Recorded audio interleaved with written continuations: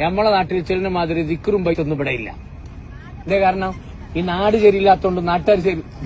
ഇവിടുന്നാണ് ദീൻ അങ്ങോട്ടേക്ക് പോയത്. നാട്ടിൽ നിന്ന് ദീൻ ഇങ്ങോട്ടേക്ക് വന്നതല്ല. പലപ്പോഴും ആളുകൾ വെച്ചെന്നറിയാം നമ്മുടെ നാട്ടിൽ നിന്ന് ദീൻ ഇങ്ങോട്ടേക്ക് വന്നത് അല്ല. ദീനിന്റെ ഹെഡ് ഓഫീസ്, ദീനിന്റെ മർക്കസ് ഇതാണ്. ഇവിടുന്നാണ് ദീൻ അങ്ങോട്ടേക്ക് പോയത്. അതെന്തുകൊണ്ട്? നേതാക്കന്മാർ ആരും പണ്ട് കാലത്ത് കാണിച്ചിട്ടില്ല. അതൊക്കെ പിൽക്കാലത്ത് കുറെ ആളുകൾ അവരുടെ ലാഭത്തിന് വേണ്ടി ഉണ്ടാക്കിയതാണ്. നമ്മൾ പറയുന്നു ബദരീങ്ങൾ സഹാബികളുടെ കൂട്ടത്തിലെ പ്രഗത്ഭരാണ്, ശ്രേഷ്ഠരാണ്, സ്വർഗത്തിൽ അവർക്ക് സീറ്റുണ്ട് എന്ന് ഖുർആനിൽ അല്ലാഹു ആയത്തിറക്കിയതാണ്. സ്വർഗത്തിലെ പാറിക്കളിക്കുന്ന കിളികളാണ് ബദരീങ്ങൾ എന്ന് റസൂലുള്ളാഹി സ്വല്ലല്ലാഹു അലൈഹി വസല്ലം പറഞ്ഞതാണ്.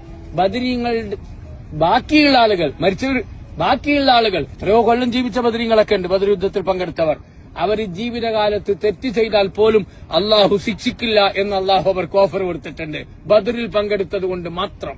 ഇങ്ങനെ എന്തെങ്കിലും ഒരു തെറ്റ് മനുഷ്യനെന്ന നിലക്ക് അവരെ ശിഷ്ടകാലത്ത് സംഭവിച്ചാൽ പോലും അള്ളാഹു എന്താക്കൂല? ശിക്ഷിക്കൂല. കാരണം അയാള് ബദറിൽ പങ്കെടുത്തിട്ടുണ്ട്. ഉമർ റളിയല്ലാഹു രാജ്യം ഭരിക്കുമ്പോൾ ഒരു തെറ്റിൽ പിടിക്കപ്പെട്ട് കുറ്റവാളിയായി ബദറിൽ പങ്കെടുത്ത ഒരാളെ കൊണ്ടുവന്നു. ഉമർ ശിക്ഷിച്ചിട്ടില്ല. കാരണം അള്ളാന്റെ ഓർഡർ ഉണ്ട്. അവർക്ക് അത് അള്ളാഹു മാപ്പാക്കിയിട്ടുണ്ട്. അത്ര ശ്രേഷ്ഠരാണ് ബദരീങ്ങൾ. നമുക്ക് അവരോട് മഹബത്തുണ്ട്. അവരോട് മഹബത്തുള്ളത് കൊണ്ടാണ് ഈ മണ്ണിലേക്ക് വന്നത്. ആ മഹബത്ത് അവരെ സ്നേഹിച്ചും അവര് കാട്ടിത്തന്ന മാർഗത്തിലൂടെ സഞ്ചരിച്ചും നമ്മളത് കാണിച്ചു കൊടുക്കും. അവർക്ക് പരിചയമില്ലാത്ത ഒരു ഏർപ്പാടും നമ്മൾ എന്ത് ചെയ്യില്ല.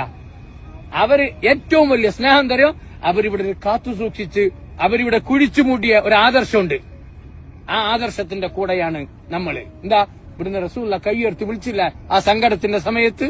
അല്ലാഹ് അങ്ങനെ വിളിക്കാൻ പഠിപ്പിച്ചവരാണ് ബദരീങ്ങൾ. ഇന്ന് നമ്മളെ നാട്ടിലെ ആൾക്കാരെന്തരോ ബദരീങ്ങൾ എന്നെ വിളിച്ചോണ്ടിരിക്കുകയാണ്.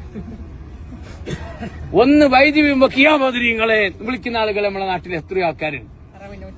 എത്രയോ ആളുകൾ ഹറമിന്റെ അടുക്കല് ഹജറുൽ അസ്വദ് മുത്താൻ പോകുമ്പോ ഒന്നിങ്ങനെ മരിച്ചു ഇന്ന് അപ്പം വിളിക്കുന്ന ബദരീങ്ങളെ, അപ്പം വിളിക്കുന്ന മുഹീദ്ദീൻ ശൈഖാണ്. കാബാലയത്തിന്റെ മുറ്റത്ത്, തൗഹീദിന്റെ പടക്കോട്ടയുടെ മുറ്റത്ത് ശിർക്കിന്റെ ചേർന്ന് നിറഞ്ഞ വിളി വിളിക്കുന്ന ആളുകൾ ഇപ്പോഴും മനുഷ്യന്മാരെ കൂട്ടത്തിലുണ്ട്.